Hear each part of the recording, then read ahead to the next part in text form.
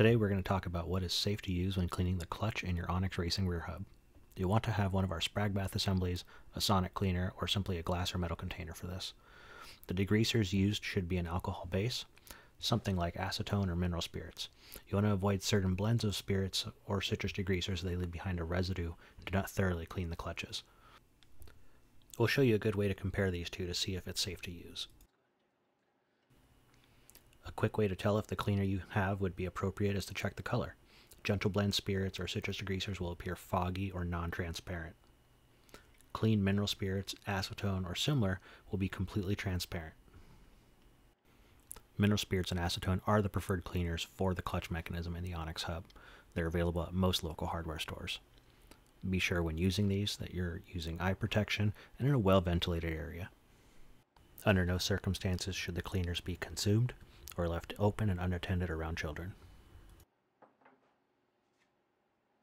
So let's start with cleaning two clutches that are contaminated with the wrong grease. The clear container using acetone and the Sprag bath containing mineral spirits. These two clutches have a marine grease and not the approved Kluber Isoflex recommended for the clutches. Drop in the first clutch and gently agitate to begin the grease breakdown. You'll know the process has started as the grease will start to change color and separate from the clutch assembly inside the container. Next, let's load up the second clutch by unthreading the cap, removing the basket, and gently placing the clutch inside.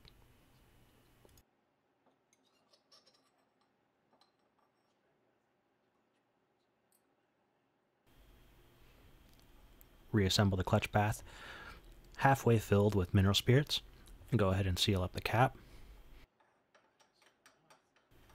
And gently shake to agitate and begin the cleaning process.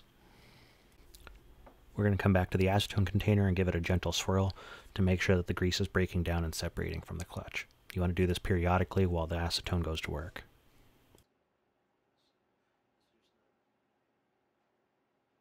After a few minutes, you are ready to remove and dry the clutches. Unthread the cap from the Sprag bath and remove the basket.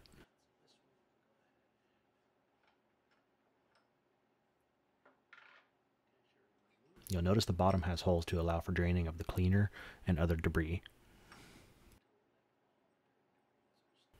Be sure to have a clean rag handy for your clutch. Go ahead and pour it out and place on the workbench. Go ahead and place the basket back into the Sprag bath and set aside. We may need it for a secondary cleaning process. Pull the other clutch out of the acetone bath, giving it a gentle stir to knock off any grease or debris still sticking to the Sprag. Place on a clean rag. You can let the clutches air dry or use a gentle blast of compressed air to clear off any excess grease or debris. Be sure to hold the clutch securely when using compressed air and not to blow off any of the elements from the cage. Take your time during this process to inspect for any grease or debris lodged between the Sprag elements or in the corners of the cage.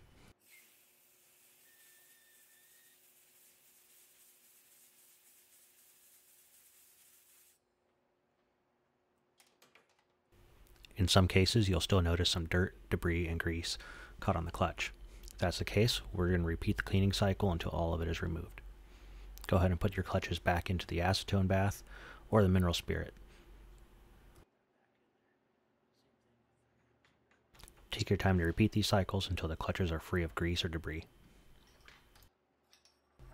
It is important to follow these steps and be sure to remove any foreign contaminants in the clutch mechanism, as they can lead to slipping or premature failure of the clutch in your hub.